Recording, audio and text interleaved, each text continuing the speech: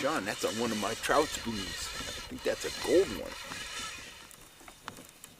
Well, my dad wants a few trout for dinner, so if I get this guy in, he is going home.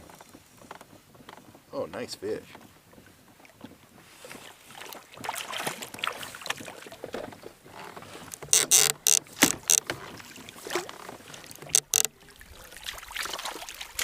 Oh, there we go. Woo. Nice thing about that rubber net is you never have to worry about tangles. There's that gold trout spoon right there. He jumped all over that. And, man, he's a battler. Oh, there's that trout, chunky little planter. Couldn't lay off that gold spoon. Speed spoons. Troll them, cast them, or jig them. If you want to get aggressive with trout, get a set of Kellogg speed spoons and get your fish on. Available at the fishhuntshoot.com website. Folks, Kellogg here. Now, you know me, I run all kinds of different lures when I'm trout fishing. Sometimes I run threaded worms. Sometimes I run grubs, flies, gulp minnows, spoons, plugs, minnow plugs, flatfish style plugs. I run anything and everything, you know, at different times. But day in, day out, probably my number one choice for trout is some sort of spoon, or at least some sort of spoon to start the day, because a spoon offers me a lot of versatility. Whether I'm up in the high Sierras at a lake where the fish feed on bugs, or I'm down in the valley or in the foothills at a lake where the fish feed predominantly on bait fish like threadfin shad or pond smelt, a spoon just gives me a lot of options. There are spoons that I can run fast. There are spoons that I can run at a medium speed, and there are spoons that I can run at a slow speed. But today, I really wanted to talk about spoon color in reference to matching bait fish. And as you guys probably know, if you've been watching the channel for a while, you've been reading my stuff in the Fish Sniffer magazine, you know that I spent about 10 years fly fishing exclusively. And I've taken a lot of that knowledge and I've applied it to my gear fishing. I've applied it to trolling. So when we're talking about spoons and trout striking spoons, is color a factor? Yes, color is a factor.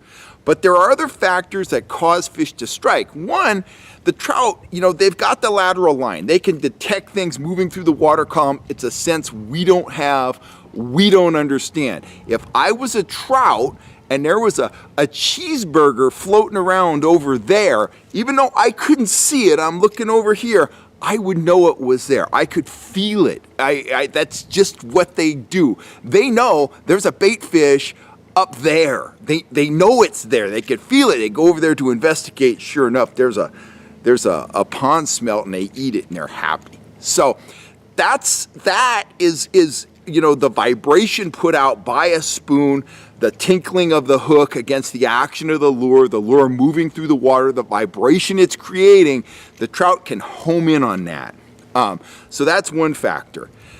The silhouette, the shape of the lure also plays a factor.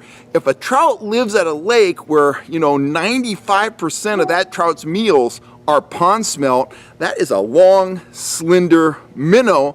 You're going to do better most of the time with a long, slender bait. So it's important to know what kind of bait fish are at this bait fish lake. Now, you might be at a place like Folsom where there are pond smelt and threadfin shad. So it just helps to do some homework and be aware of where you're fishing, what the forage base is, and try to match not only the silhouette of that bait, try to figure out how big the bait is. If the bait's this long, you probably don't want to be running a wee dick night. Conversely, if the fish are feeding on tiny little threadfin shad, you probably don't want to be running the largest size speedy shiner. You might catch some fish, but you're going to do the best by really dialing in and matching the hatch. And remember, I've said this before, I'll say it again. Matching the hatch doesn't mean an exact replication of the bait.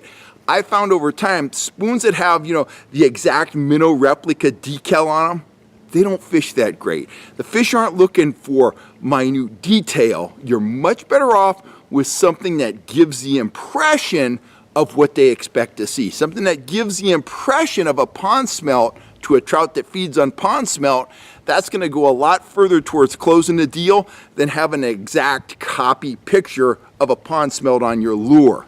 That's why I like a lure with a big prominent eye. Shad have a big prominent eye, pond smelt have a big prominent eye.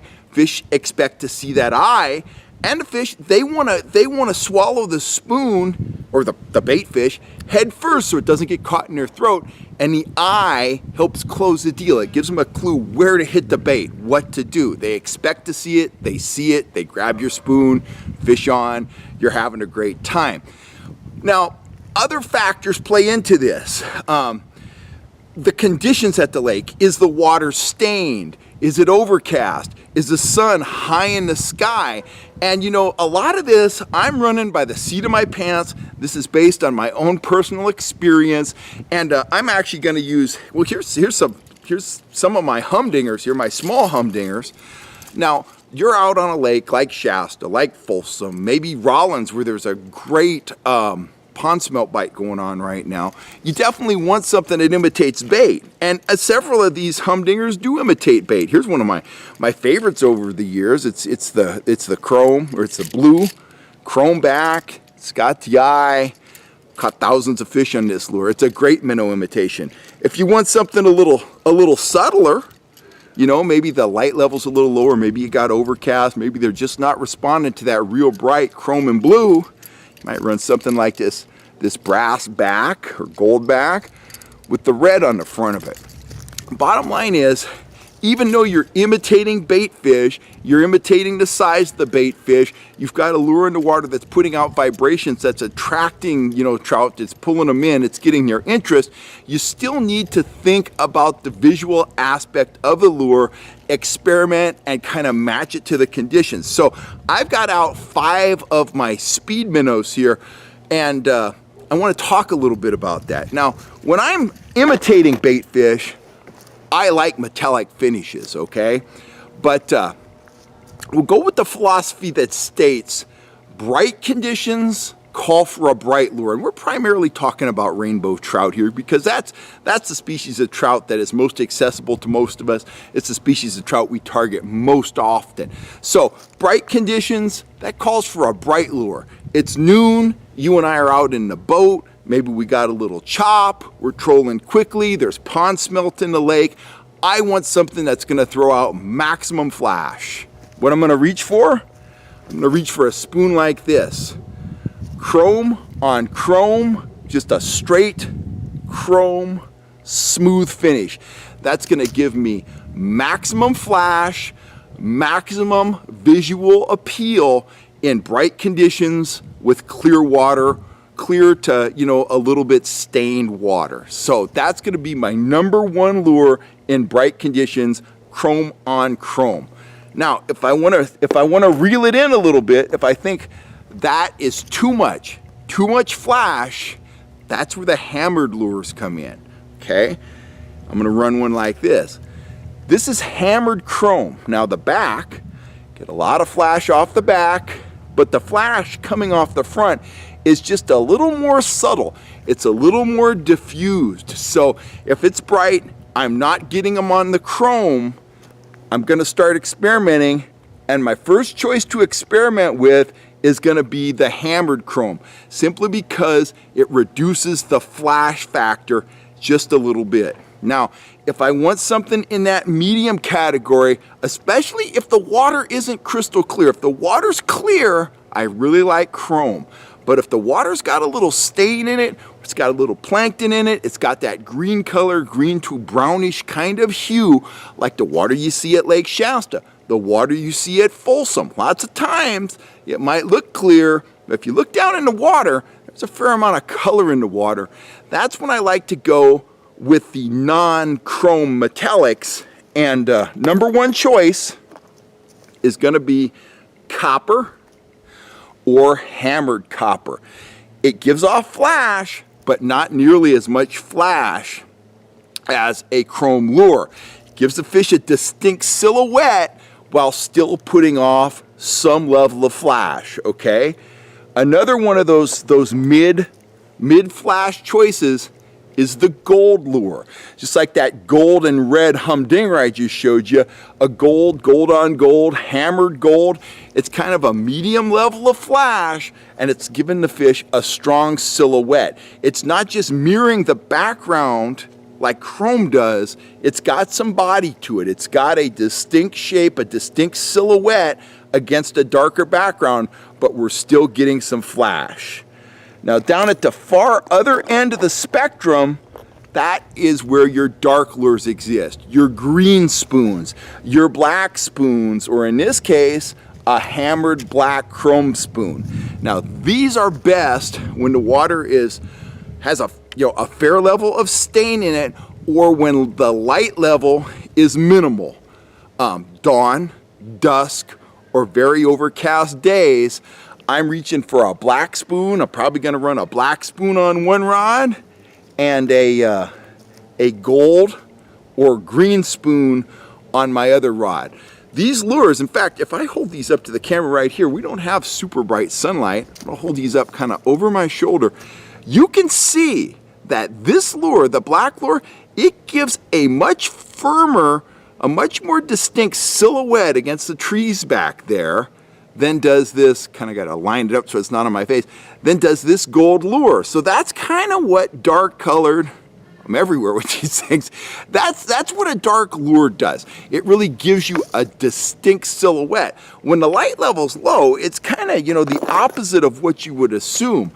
Low light level, flash is not that important. There's not enough light to really create flash, so you need a bold, distinct silhouette. Combined with those other factors, the fish expect to see a certain size of bait, a certain shape of bait. They're attracted by the vibration. They come in and they can see that black lure against the background real well. Now, when you got the high sky, the bright conditions, it's noon, it's 1 o'clock, that's when you want your chrome lure. It's gonna have a maximum amount of sunlight around it to flash, to react with, and they're gonna pick that up real well. So that's kind of my philosophy. Let's recap here and I'll get out of here. I've been talking a lot. Imitating bait fish with metallic spoons, okay? Top end, high sky, bright conditions, clear water, chrome on chrome. A little subtler would be a hammered chrome, or maybe a chrome and blue, something like that. Something that just kind of moderate the chrome, moderate the flash a little bit. Your middle choices are gonna be your coppers, your golds, your hammered gold, your golden orange, something like that. Something that just kind of moderates the flash even more. We're moving into more of a distinct silhouette and less flash. Stained water, semi-stained water, low light conditions, broken overcast, your gold, your copper, those are gonna excel. Then your low light conditions, you want your black, you want your frog pattern, you want your olive green, you want your stuff that depends less on flash to be seen and more up on a distinct, bold silhouette against the background. Anyway, that's kind of my philosophy. Your mileage may vary, and remember, confidence means everything. But we're going to be talking more and more about this upper level stuff, about lure selection, about speeds, about colors, those kind of factors.